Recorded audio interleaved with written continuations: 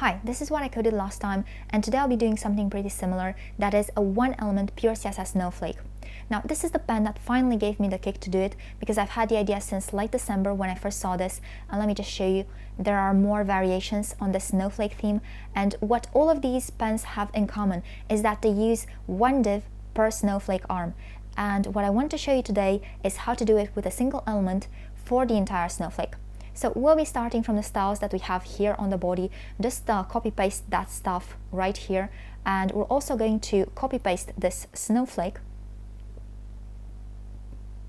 and maximize the CSS because, yeah, we don't write anything anywhere else. Set a padding here, use viewport unit to make everything flexible, set a background, let's make this white, and of course it covers the entire body, and that's not what we want. We don't want it to stretch. We're going to set place self center.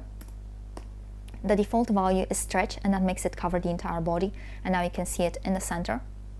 Okay, then we're going to have mixin snowflake, and we're going to have first a number of arms, then we're going to have a couple of factors, and I'll explain what's the deal with them in just a moment, but first let's just set them. So something like that, and a second factor, and we're also going to have a lateral angle 45 degrees. Okay, and just like in the previous demo, we're going to want to use trigonometric functions. So for that we're going to need to import compass. Okay, now that we've done this, let's move here. So we can consider that the snowflake is contained in a polygon such that those tips right there in the middle, they touch the edges of the polygon right in the middle. So let's consider, here we have 6 arms, right? So we're going to have a polygon, a regular polygon with 6 edges. That's a regular hexagon like we have. So the tip of that arm pointing up touches the middle of that edge right there. Okay, and the same happens for all the other arms and edges. Now this, the radius of the circle on which all the vertices are situated, this is called the circumradius, and the circle is called the circumcircle, and the diameter is called, I don't know, the circumdiameter probably. So yeah, it's twice the radius, and it's basically the size of our element, or twice the padding. So the padding is equal to the circumradius.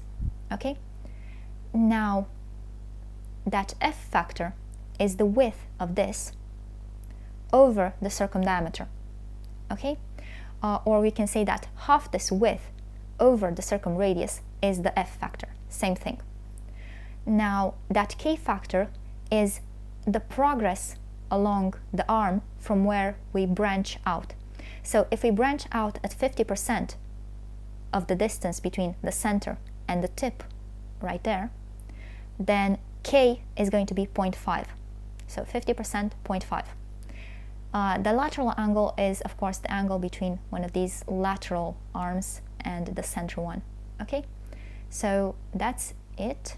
Let's go back here, and we're going to set, of course, the circumradius or outer radius, whatever.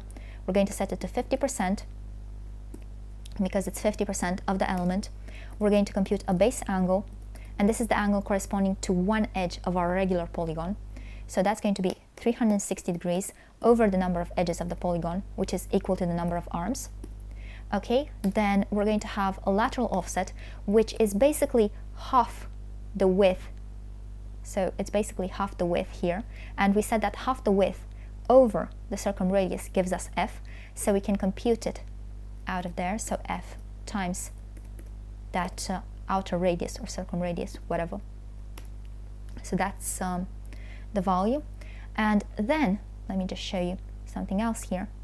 If you consider those points where we have those intersections there, those are also the vertices of a regular polygon, in this case a regular hexagon, with the edge length equal to the width, that width, which is twice the lateral offset, so it's known.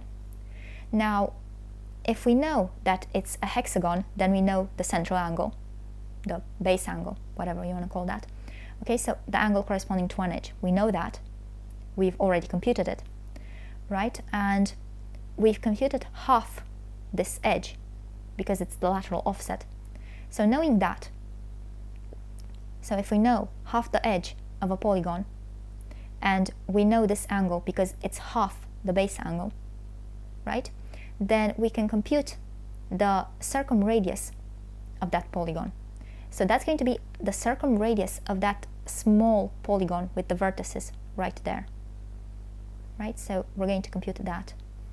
So this is going to be a small central circumradius, and it's going to be that lateral offset over sine of half the base angle. And we're also going to have a list of points which are going to populate. It starts out empty, and let's do that now. We're going to have a loop, so for I from 0 all the way up to n, and here we're going to have a start angle, and this one is going to be I times the base angle minus 90 degrees. And in case you're wondering why minus 90 degrees, so if we don't have that minus 90 degrees, we start from here, from 3 o'clock. If we want to start from the top, we go back, so minus 90 degrees. And we start from there, from 12 o'clock, from the top. Okay, now the next step is we don't actually want to start from the top. We want to start from there, and that's half a base angle before that. So let's compute that current angle, which is going to be the start angle minus half a base angle. And now we're going to add to the list of points. So the list of points is going to be its previous version plus. And first off, we have the offset. And in this case, the offset is going to be in the middle, the coordinates of the middle. So that's going to be 50%, 50%, or equal to that outer radius. Actually, just make it 50% in this case, because we actually want the middle.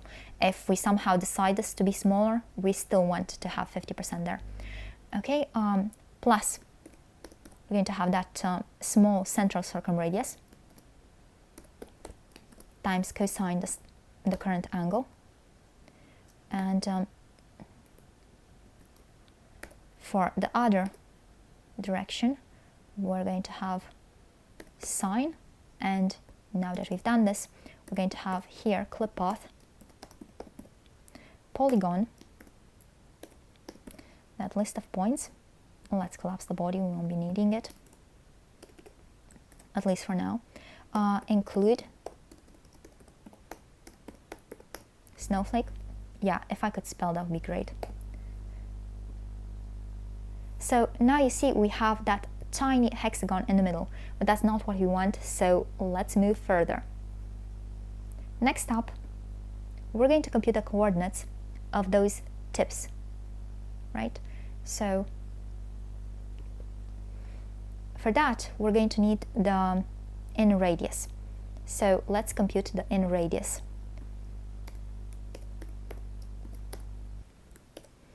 So that's going to be the outer radius, or the circumradius, times cosine of half the base angle.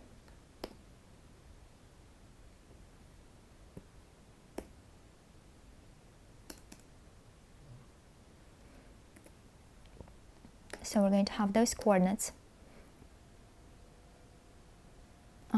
So of course it's going to be 50% plus the in radius times cosine of the start angle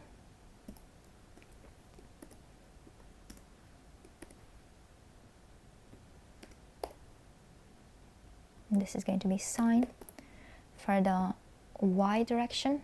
Okay, and we can do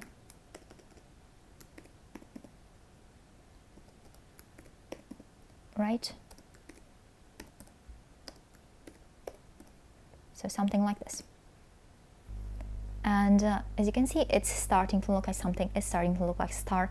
This is not what we want, but for now it's good. Next up, we're going to compute a current angle. That's going to be the start angle minus 90 degrees. And we're going to add to the point list. So we're going to have its previous version. And here we're going to have, as the offset, we're going to have the coordinates of that central tip. Okay, the coordinate of that central tip, that one, and so on. Plus that lateral offset times cosine of the current angle. And for the other direction, so y, this is going to be sine.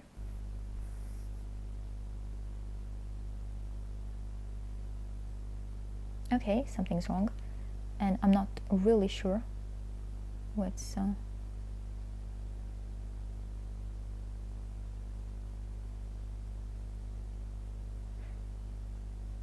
okay, so I missed something. Yeah, that was probably it. Okay, I'm not really sure what happened there, but it doesn't really matter. So something very similar, except this is going to be with plus there on the other side. And of course, now those points are dead in the middle, so we can just exclude them. Nothing changes. So far we have those points, two sets of points there, and we need a bunch more points laterally, and so on. So first up, let's compute the mid radius, and that's basically going to be the radius on where all those points where we have the branching out happening. So that mid radius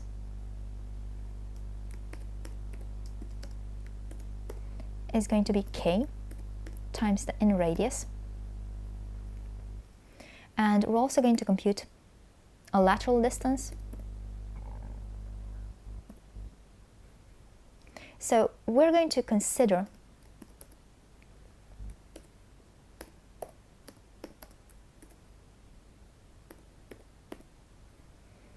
that all these branches have equal lengths. Okay, so that's going to be the lateral distance. So knowing that, we'll be able to compute the coordinates of those points where the branching out happens. So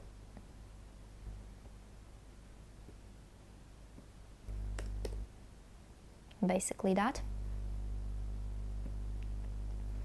So now that we've done this, again, we're going to compute a current angle, and this one is going to be the start angle minus the lateral angle, and we're going to compute lateral points. So in that case, we're going to have xm is going to be the offset plus that lateral distance times cosine of the current angle. And similarly for y,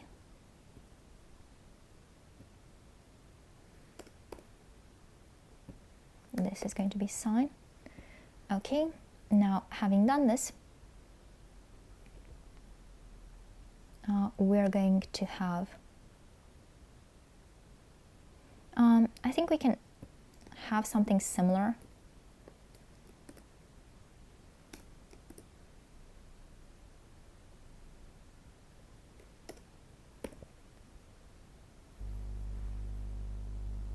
Just for now. So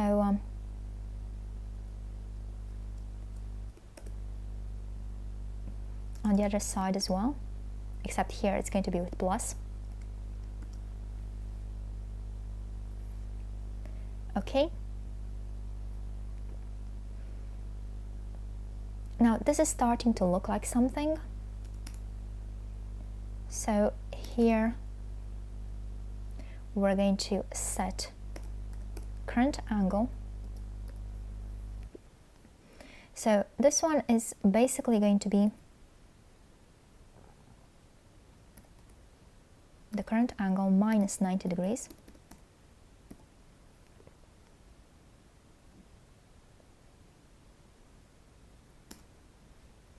And then we're going to compute the coordinates of those. So we have that lateral tip there, and we're going to compute the coordinate of the point before and the coordinate of the point after. Right, so, and we're going to add them to the point list. So we're going to have plus that lateral offset times cosine of the current angle. And similarly, for y, this is going to be sine.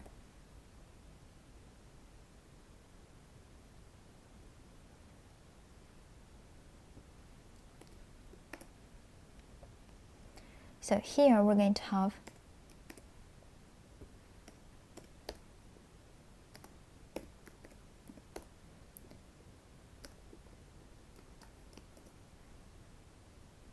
plus 90 degrees.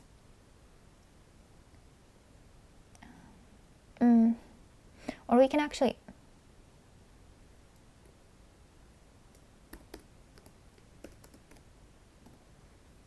do something like this, and then again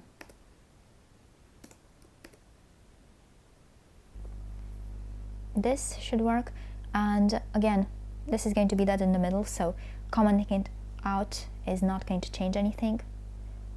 Okay, and pretty much the same on the other side.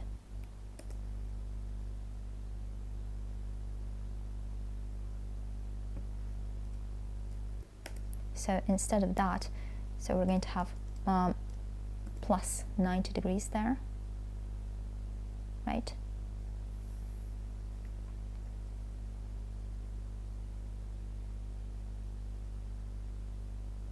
No, it's still going to be minus, right? Okay, that looks great.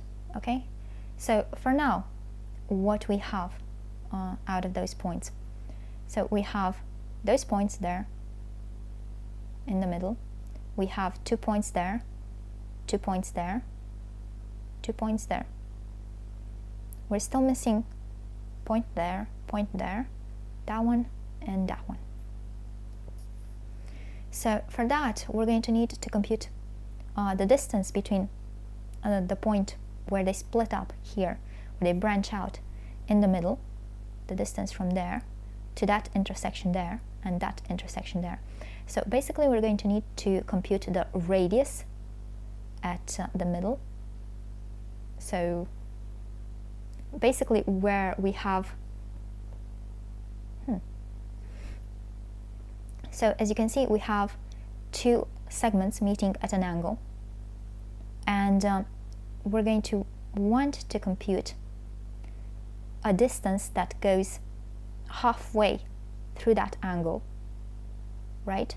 Because that's how it goes. So imagine these are thicker, and it goes from the outer tip to the inner tip, right?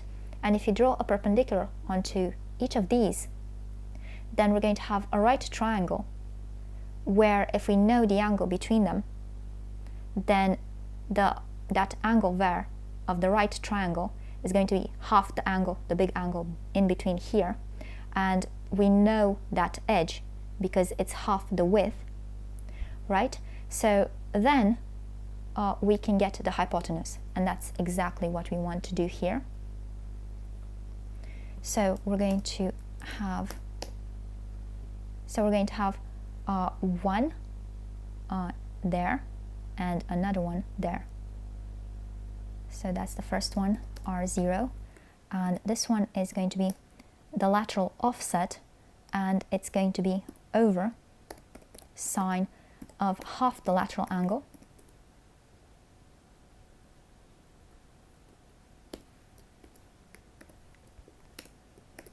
the second one,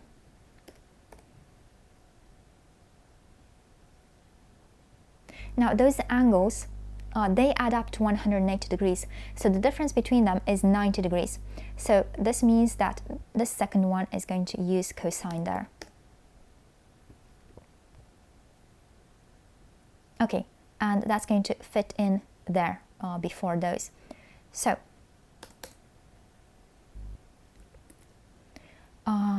we're going to have a current angle. That's the start angle minus half the lateral angle minus 90 degrees.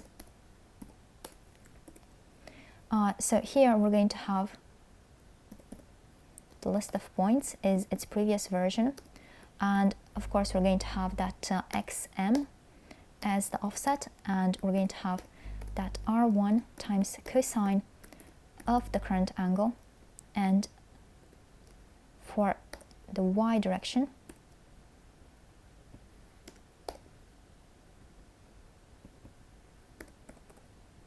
very similar.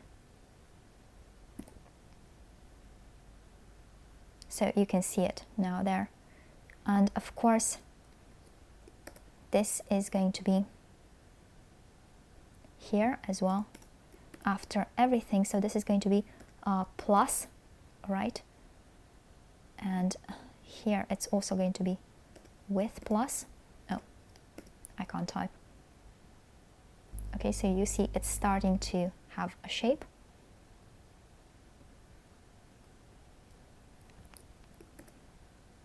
Now after those lateral right there, and of course we're now going to have that 90 degree difference there, and this is going to be the other radius, of course. So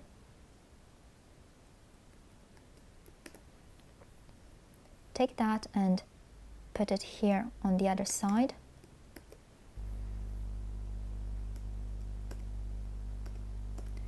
And of course this one is going to be with plus there. Right, so it's starting to look like something. Now we're going to take a tiny break from the mixing.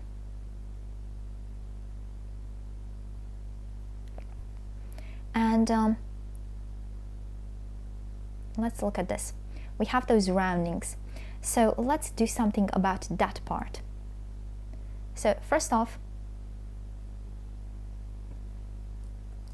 take this and put it actually on the body and div.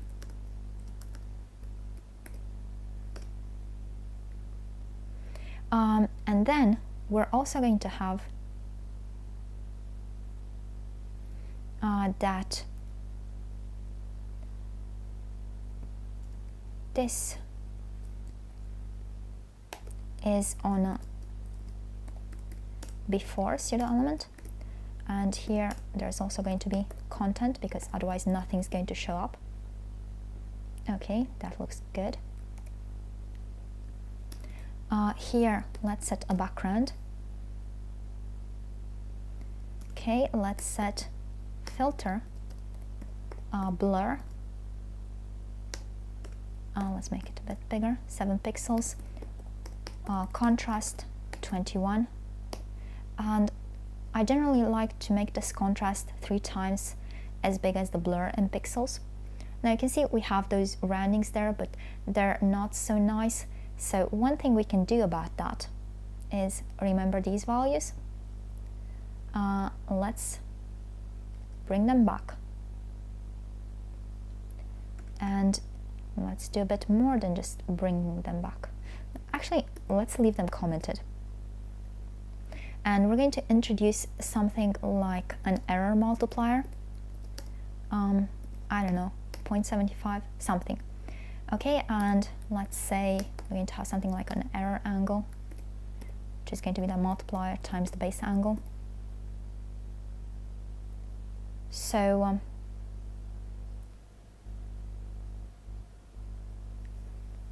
here where we have this lateral value,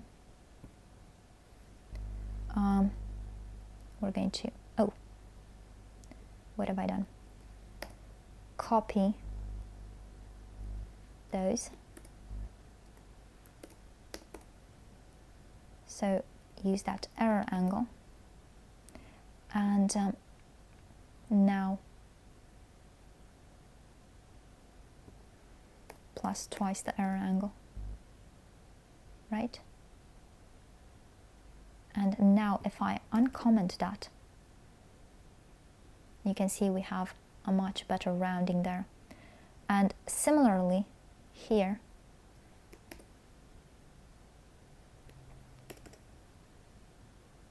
right? And of course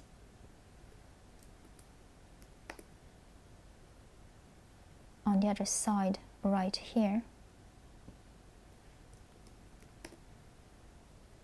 and let's just uncomment that as well. So okay, that's better rounding, that's good.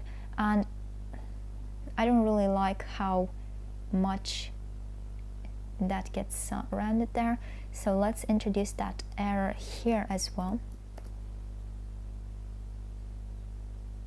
Okay, much nicer. Now let's leave the shape for a moment and let's get back here and do something to colorize stuff. So let's say that we're going to have before and after.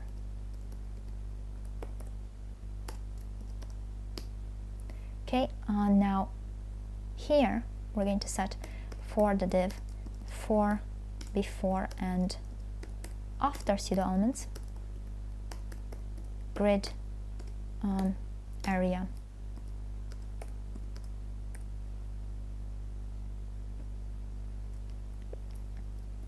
Now let's take this and put it on all before pseudo elements.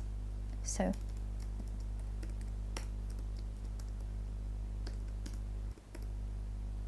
yeah, put that stuff on all before pseudo elements, and here we're going to have before background radial gradient, something super close to white, and something light light sky blue.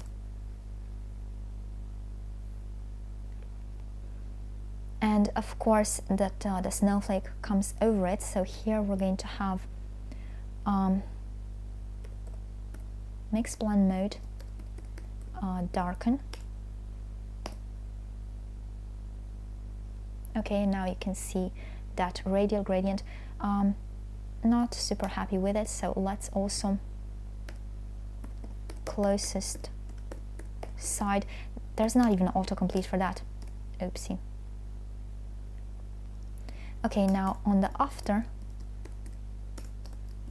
first up, take this and then also take mix blend mode, lighten. Okay, so yeah, we have a snowflake shape, and then we can tweak this more. So I don't even know, something like that, and let's say that we use, for example, something like this.